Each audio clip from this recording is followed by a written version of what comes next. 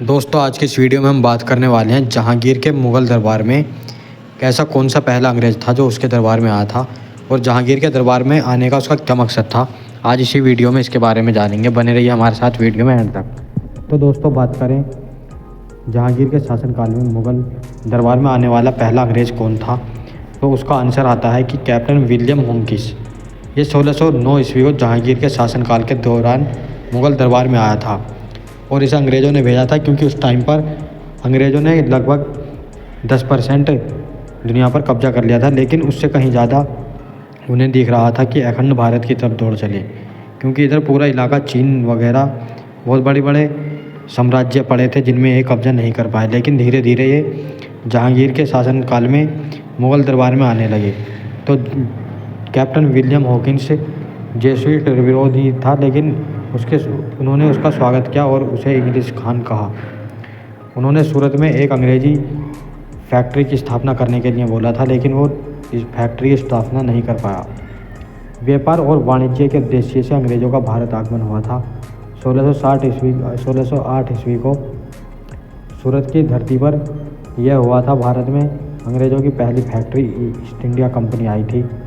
उस समय भारतीय उपमहाद्वीपों में चुनौतियों का सामना करना पड़ा और सबसे बड़ी व्यापारिक कंपनियों में से एक कंपनी बन गई थी।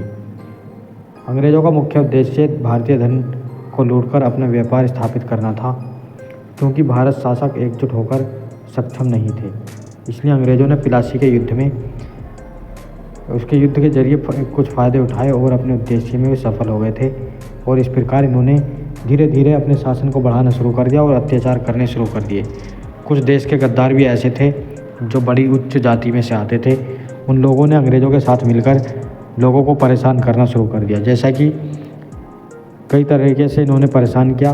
और चुगलखोरी मतलब एक तरह से मुखबरी करने का काम भारतीय उच्च जाति वालों ने किया था और अंग्रेज़ों का शासन इन्हीं के द्वारा यहाँ पर एक तरह से वाणिज्य बन चुका था।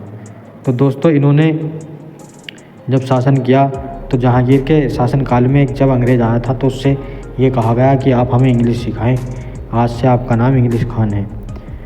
लेकिन उसका मकसद तो कुछ और ही था। उसका मकसद केवल और केवल ये था कि यहाँ पर शासन करने वाले राजा के बारे में जानना और उसकी मुखबरी करके ब्रिटिश ईस्ट इंडिया कंपनी तक पहुँचाना था। इस प्रकार उसने धीरे धीरे ईस्ट इंडिया कंपनी की शुरुआत करने के लिए प्रस्ताव रखा, जिसमें जहांगीर ने साफ मना कर दिया था। लेकिन बात यहीं तक नहीं रुकी। इन्होंने धीरे धीरे 1889 ईस्वी में यूनाइटेड किंगडम के एक प्रधानमंत्री रॉबर्ट गिसकोइन सैलिसबरी उसके तीसरे मार्ग पर से रहे हैं। इन्होंने यह न केवल अपना कर्तव्य निभाया बल्कि हमारे हितों में एक ईसाई धर्म के प्रसार को पूरा करने में देश में यथासंभव बढ़ावा दिया था। दोस्तों क्राइस्ट चर्च कॉलेज जितने भी बने थे, सेंट स्टीफन्स कॉलेज ब्रिटिश राज के दौरान स्थापित करने में इनका पूरा योगदान था। ये संबंध शैक्षणिक संस्थानों के दौरान उदाहरण है कि ब्रिटिश राज के दौरान स्थापित होने वाली सभी शैक्षिक संस्थानों को ईसाई ग्रंथ में रूप में पढ़ाया जाता था।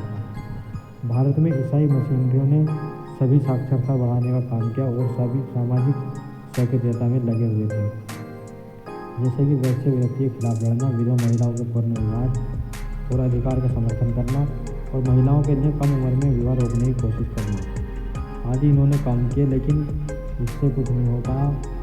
जब जाके इन्होंने देश पर कब्जा कर लिया और देश को लूटना शुरू कर दिया। तो दोस्तों आज की वीडियो में बस इतना ही। मिलते हैं कल अगली वीडियो में। तब तक के लिए जय हिंद।